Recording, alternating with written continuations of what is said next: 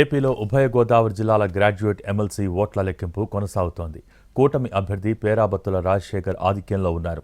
ప్రత్యర్థి పీడీఎఫ్ అభ్యర్థి దిడ్ల వీరరాఘవులపై ఆధిక్యంలో కొనసాగుతున్నారు కూటమి అభ్యర్థి. ఏలూరు సిఆర్ఆర్ ఇంజనీరింగ్ కళాశాలలో కౌంటింగ్ జరుగుతోంది. 28 టేబుల్స్లో 4వ రౌండ్ నాటికి 1,12,000 ఓట్ల లెక్కింపు పూర్తయింది. పీడీఎఫ్ అభ్యర్థి రాఘవులపై పేరాబత్తుల రాజశేఖర్ ప్రస్తుతం 64,405 ఓట్ల ఆధిక్యంలో ఉన్నారు. ప్రస్తుతం 5వ రౌండ్ ఓట్ల లెక్కింపు కొనసాగుతోంది.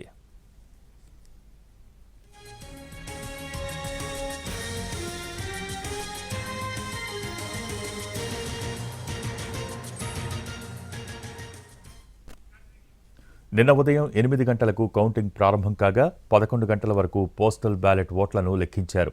మొత్తం 243 పోస్టల్ బ్యాలెట్లకు 201 ఓట్లు చెల్లగా 42 ఓట్లు చెల్లలేదు. ఆ తర్వాత జనరల్ బ్యాలెట్ ఓట్లలో చెల్లుబాటయ్యేవి కానివి విడదీశారు. బ్యాలెట్లను కట్టలు కట్టేందుకే 12 గంటల సమయం పట్టింది. ఉభయ గోదావరి జిల్లాల గ్రాడ్యుయేట్ ఎమ్మెల్సీ ఎన్నికల్లో మొత్తంగా 2,18,902 ఓట్లు పోలవగా మొత్తం 8 రౌండ్లలో ఫలితాలు వెలువడనున్నాయి. ఓట్ల లెక్కింపు ప్రక్రియలో దాదాపు 700 మంది కౌంటింగ్ సిబ్బంది 3 షిఫ్టుల్లో పాల్గొంటున్నారు.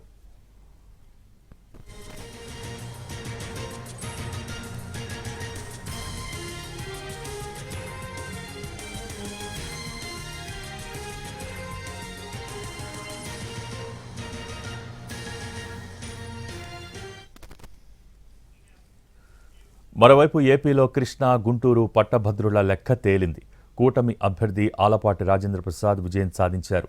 మొత్తం 9 రౌండ్లు అయినప్పటికీ 7వ రౌండ్ లెక్కింపు పూర్తయ్యేసరికి ఆలపాటి గెలుపు ఖాయమైంది. 7వ రౌండ్లోనే మ్యాజిక్ ఫిగర్ దాటేశారు ఆలపాటి. ఇంకా 2 రౌండ్లు మిగిలి ఉండగానే మ్యాజిక్ ఫిగర్ దాటి 1,18,070 ఓట్లు సాధించారు. చివరి రౌండ్ పూర్తయ్యేసరికి ఆలపాటికి 82,320 ఓట్ల ఆధిక్యం వచ్చింది. మొత్తం 2,41,491 ఓట్లు పోలవగా 21,577 ఓట్లు చెల్లని ఓట్లుగా గుర్తించారు. చెల్లుబాటైన ఓట్లలో ఆలపాటి 60% పైగా ఓట్లు సాధించారు.